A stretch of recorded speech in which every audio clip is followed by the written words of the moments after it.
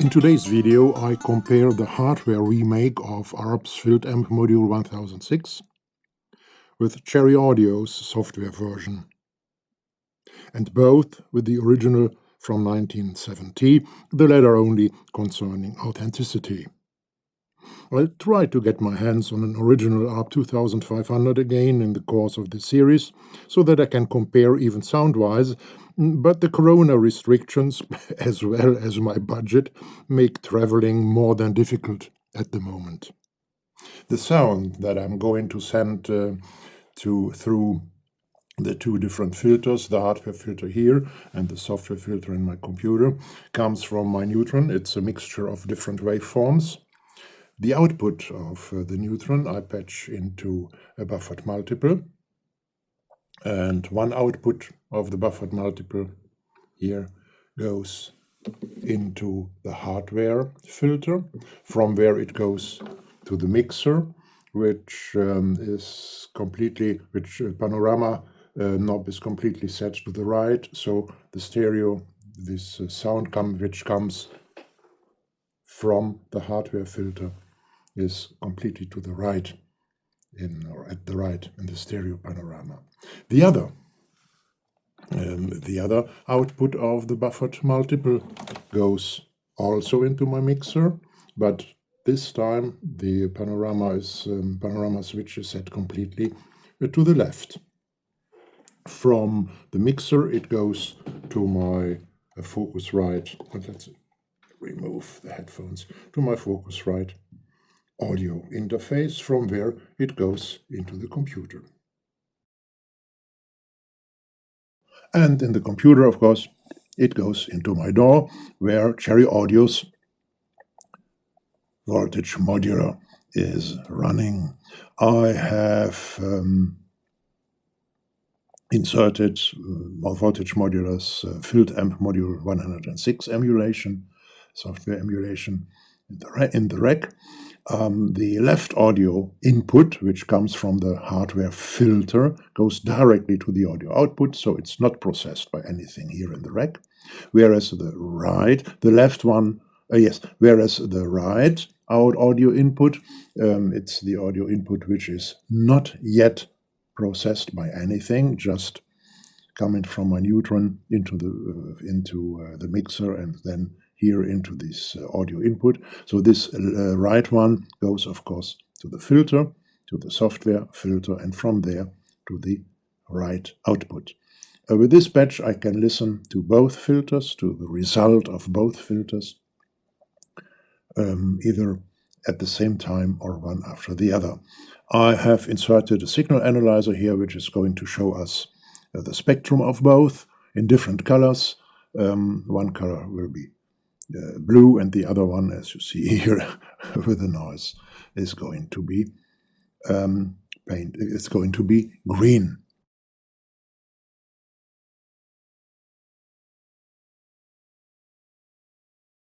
All right, let's make some sound.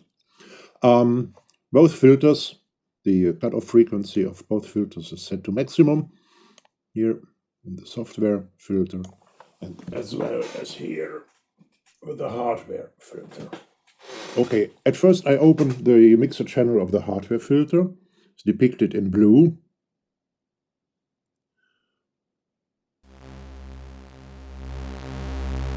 So, and now I do the same with the mixer channel here of the software filter and adjust both to approximately the same volume.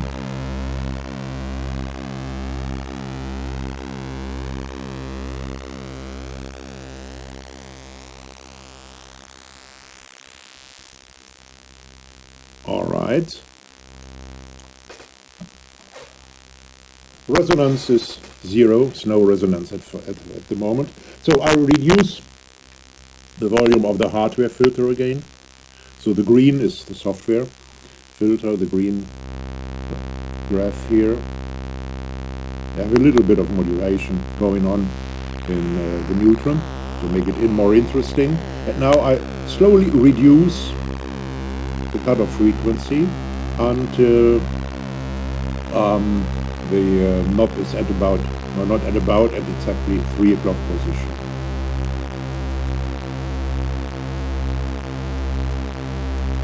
which should be 75%, but it's not. That doesn't matter.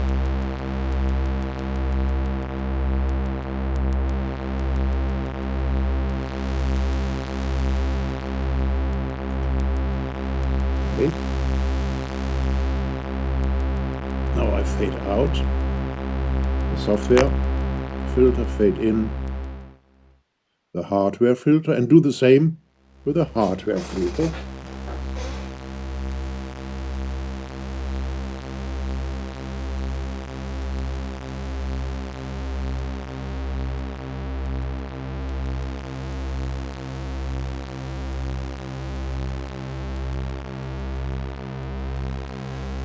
Let's fade in, or let me fade in the software filter again.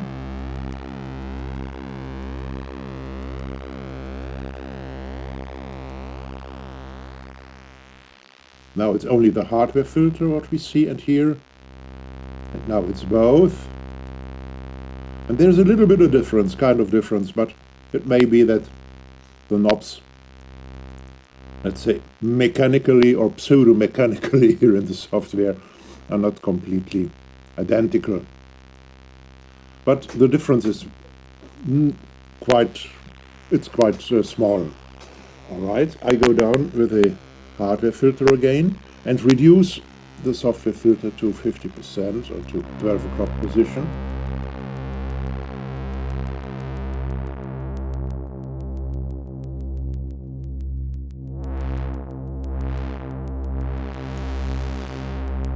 And the filter cuts off a lot.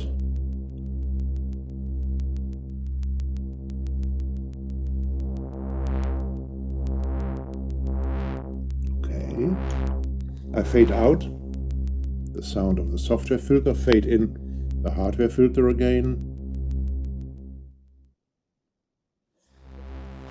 and do the same as before.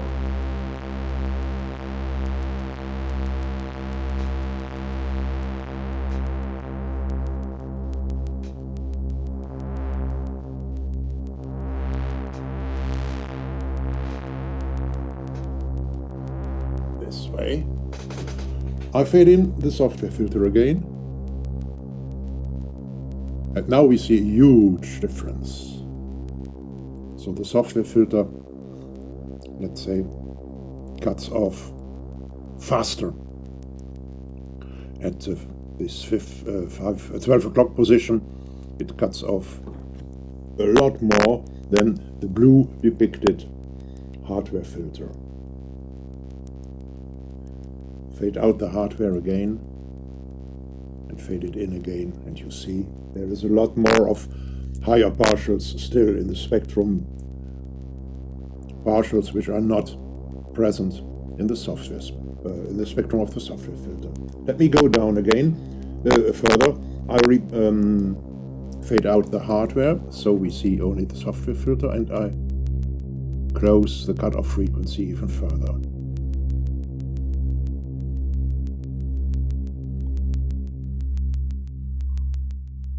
And at about, let's say, 10 o'clock position, the sound is completely gone.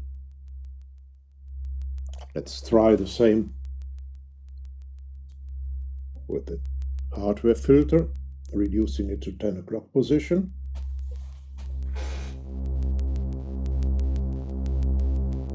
And there is remarkable sound left still. The sound vanishes at about 8 until 8 o'clock, 9 o'clock position.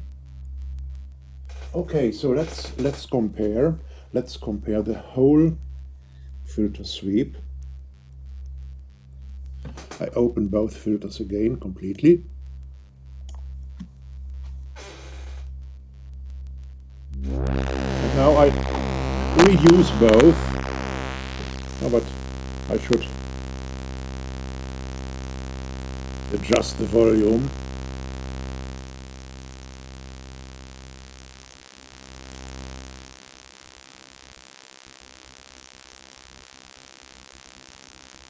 No, let's say it this way.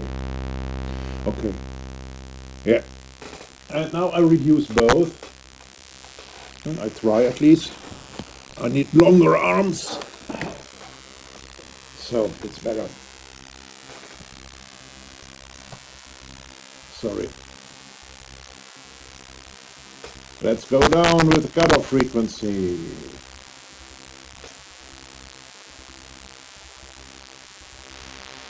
Now you see it nicely.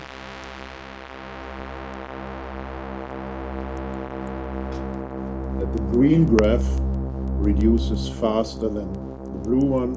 In other words, the software filter, well, it's kind of stronger.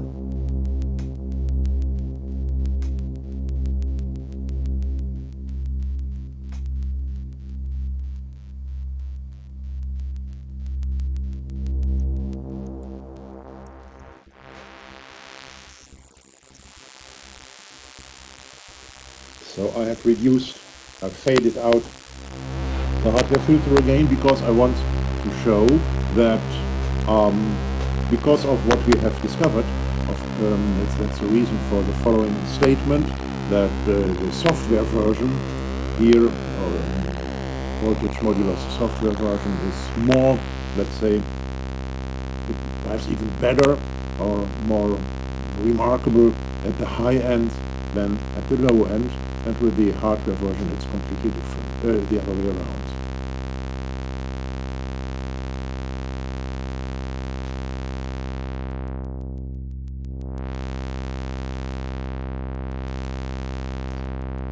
Hardware again.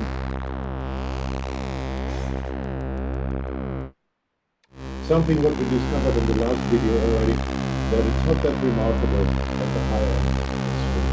Now let's go down. Yeah, but first with the hardware.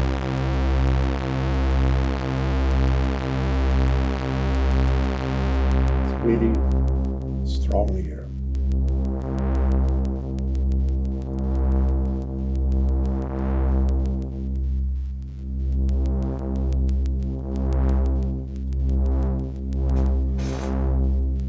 Same with the software filter.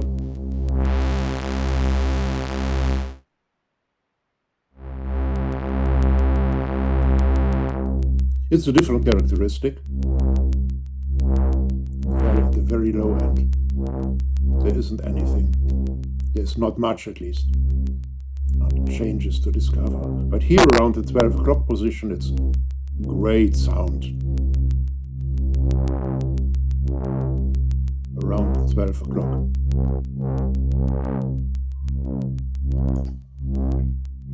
Let's compare the 12 o'clock position.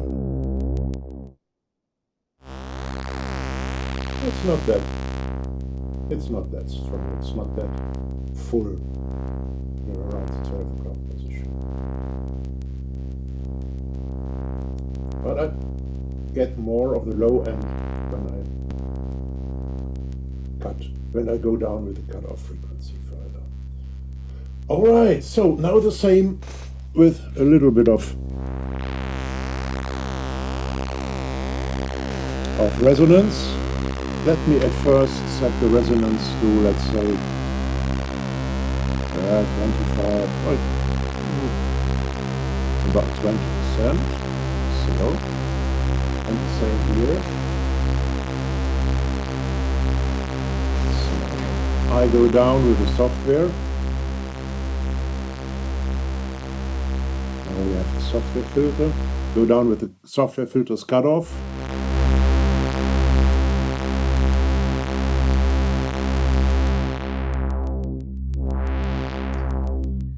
And the same with the hardware filter.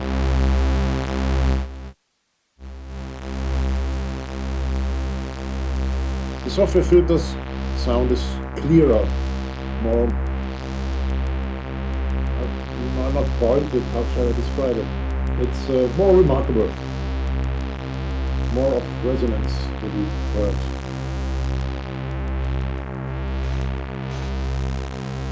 Let's listen to it again.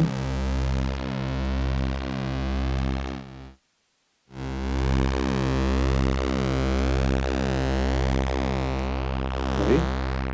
Let's go down with the cutoff.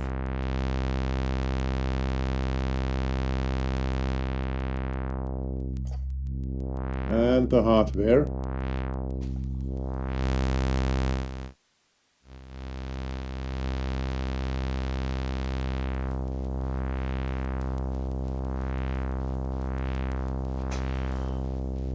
And now I go back to the software filter.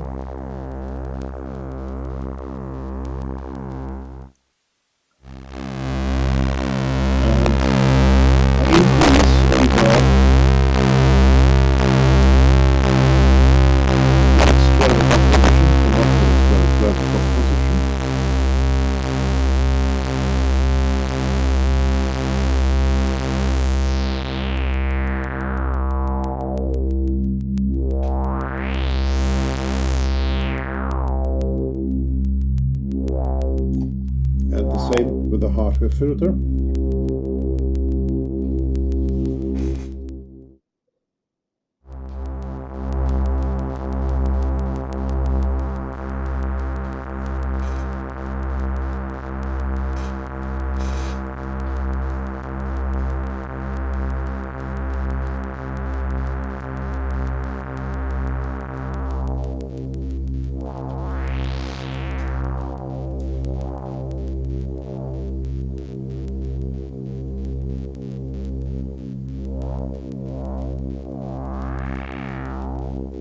At about 10 to 11 o'clock position here, there's not much of resonance to be heard. Whereas, let's go to the software filter again. There are clear resonant effects. Let's go to the extreme resonance 100%. Reducing the cutoff.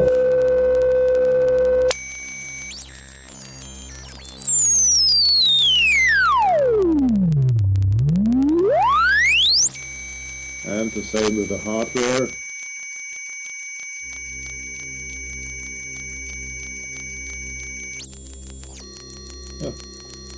A little bit of the software filter coming through, but okay.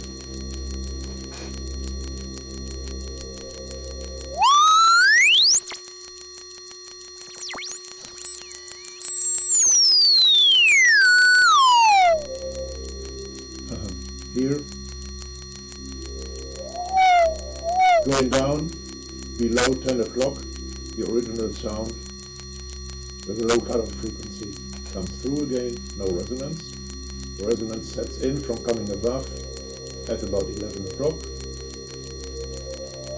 And then at 12 o'clock and higher, you have only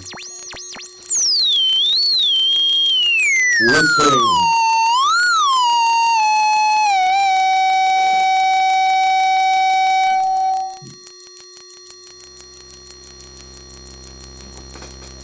Software again.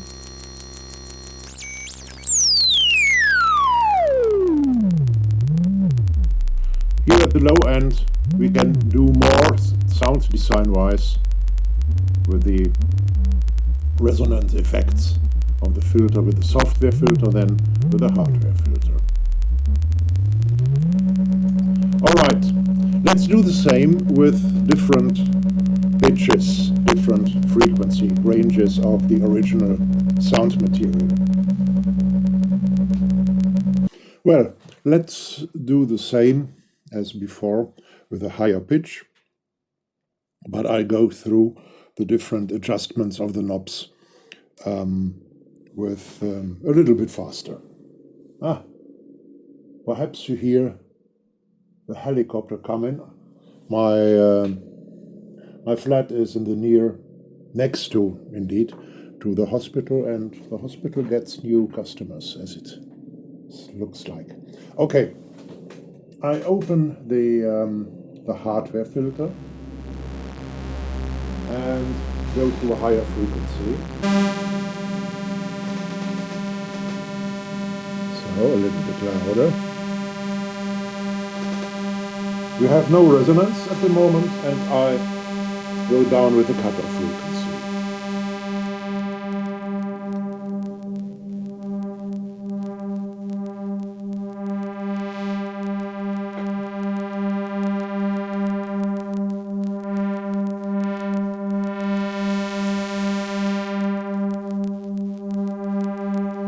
Here we get a really nice sound.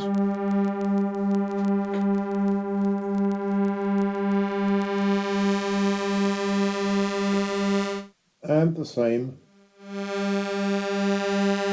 with the software filter now. Where is my mouse? Ah, here it is.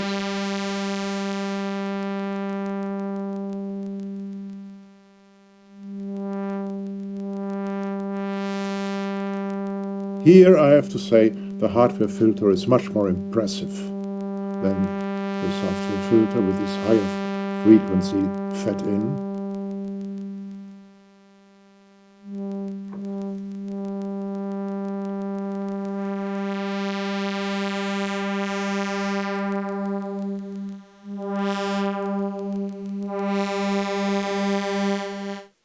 Let's compare the hardware filter again this time.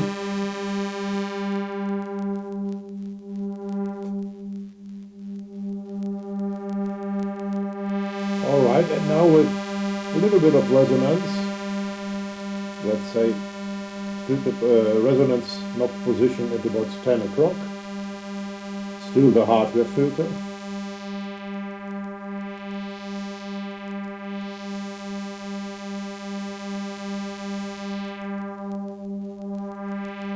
Great here, really great here.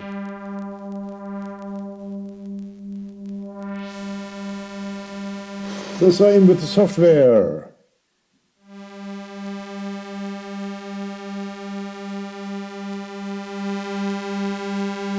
Resonance at 10 o'clock.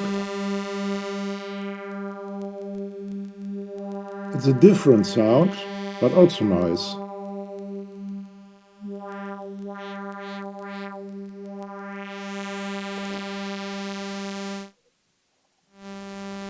Hardware again.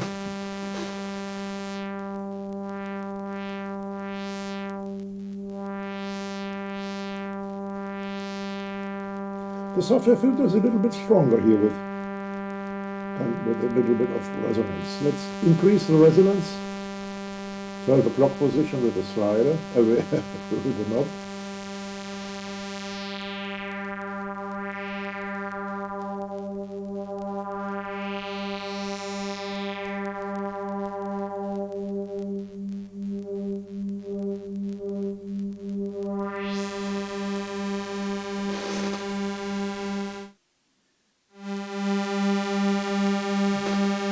And the same with the software, 12 o'clock position.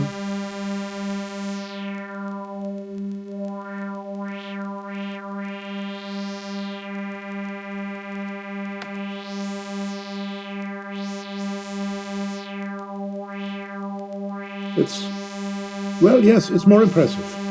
Definitely more impressive.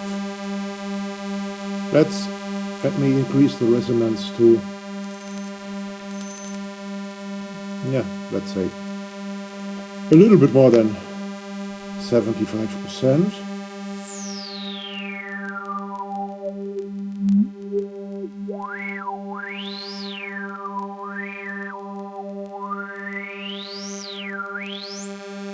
And the same with the hardware. Resonance to about 75%. Completely different sound. It's a completely different sound. And again I get this induction noise, but in the last video I thought, and I said it's from the ventilator, from the fan going, but it's not. It's my Wi-Fi router, and I have to find a way to prevent this router from coming into my modular rack here. So once again, let's compare the sounds.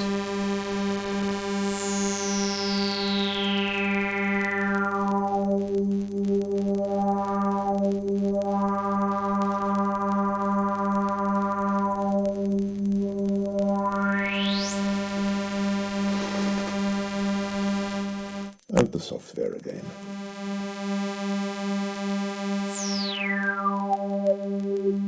Yeah, it's more impressive. All right, the sounds which I have fed in. Let me reduce the volume. The sound which I have fed in both filters is a mixture of a saw wave and a square wave. Now I change this. I make it a mixture of a saw wave and a pulse wave with, let's say, the pulse wave having a needle character, so a very low duty cycle. Well, let me reduce the resonance again with both cut off at 100%. And at first the hardware.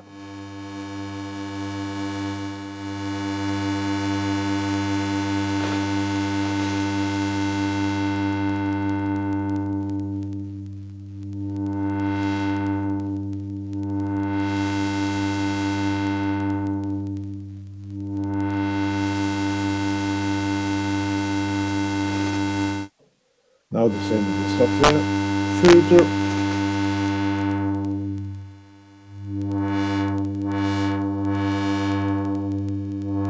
Once again, it's, well, more remarkable. Let me increase the resonance to about, let's say, 10 o'clock position.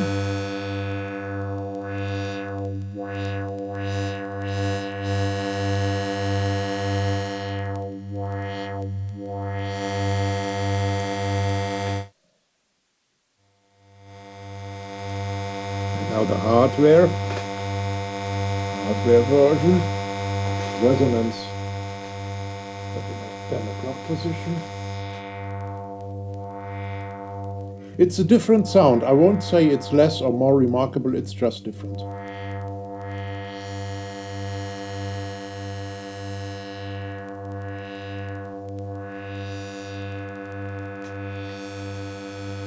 And 12 o'clock position, the resonance.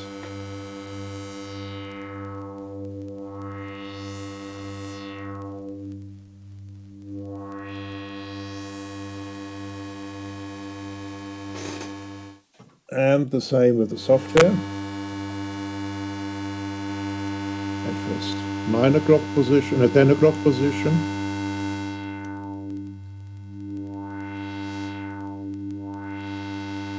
And then 12 o'clock position.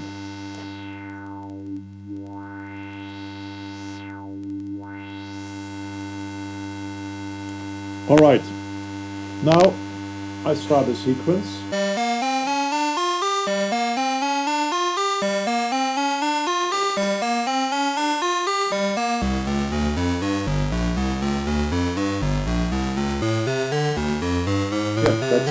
That's the best pitch region.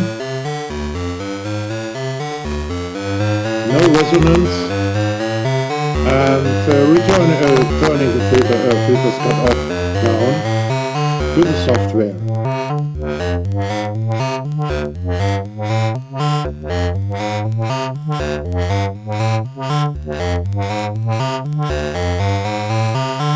And the same with the hardware.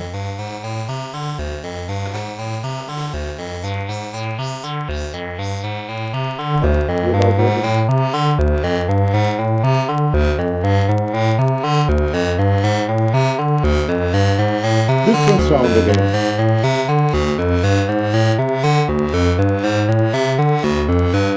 It's full of. The sound here is full of, but the changes when I turn the cut-off frequency knob are not that,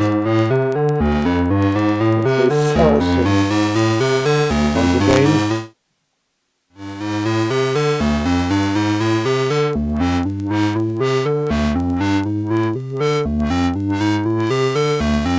Okay, and then let's say with the resonance of 10 o'clock position of the resonance filter.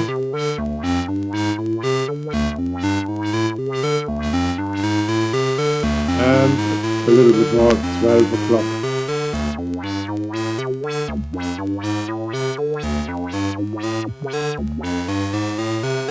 Okay, the same with the half there. 10 o'clock position of the filter's resonance knob.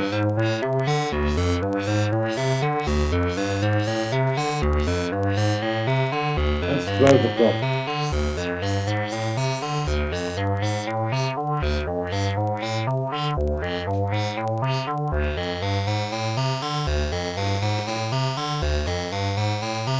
All right. Let me talk about authenticity now. How similar are the hardware remake and the software emulation to the original module of 1970? Well, first of all, it's not at all the same whether you have to deal with switches or with cables to connect inputs and outputs. The system of switches of the original ARP 2500 or 2500, as flexible as it was, it's kind of predefined the way you had to set up the signal flow. The borders of what you can do are very, very wide, very far away, but they do exist. There are borders. The French composer Éliane Radic, who we can address as the adept of the ARP 2500, mentioned it in an interview someday. Sometimes it's simply impossible to get where you want to, sound-wise. All right. We, on the other hand, we who are used to setting up patches with cables, which gives us unlimited freedom of patching, we might envy the clearness and the cleanliness of a switched ARP 2500 patch sometimes. So, in the matter of how to patch and in the matter of how it feels sitting in front of your sound machine, well, there isn't any resemblance at all. Of course, there isn't. But let me proceed to the mere functionality now. The original Filtamp Module 1006 had 4 audio inputs, 2 of which were equipped with attenuators.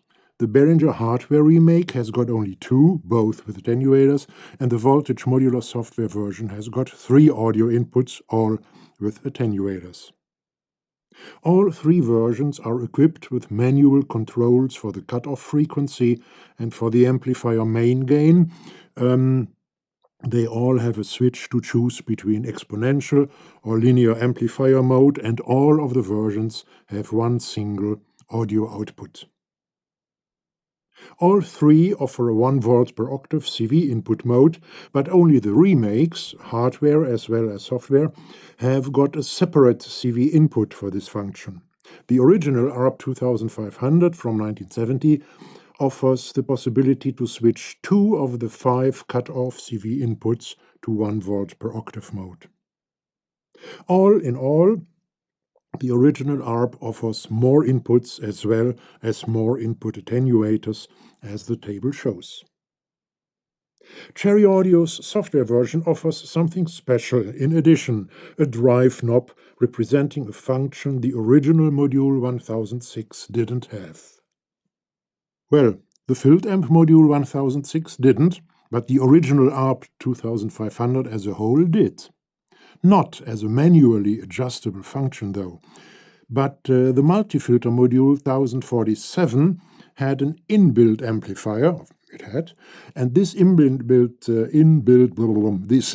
amplifier has a characteristic which is mimicked by the drive function of Cherry Audio's software module 1006. But original or not, completely original, or shall I say original or original but not here original, well, anyway, Cherry Audio offers it, and so let's test it out a bit. I won't talk during the next minute or minutes, so let me say it at once. This drive function sounds really gorgeous.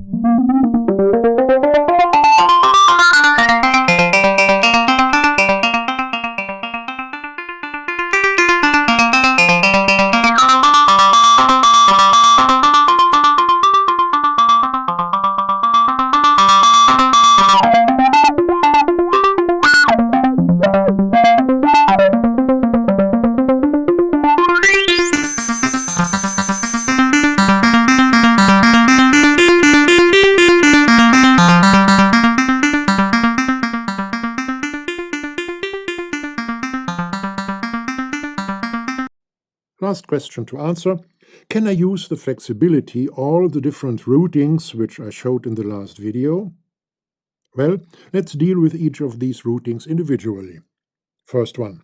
With the original ARP 2500, I can even more. Cherry Audio's software version offers only one CV input here. Second one. Yes, all versions can do that. Third one.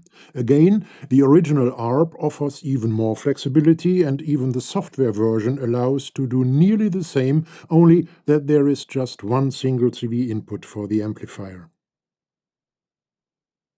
And routing 4, no problem, all three versions can do so.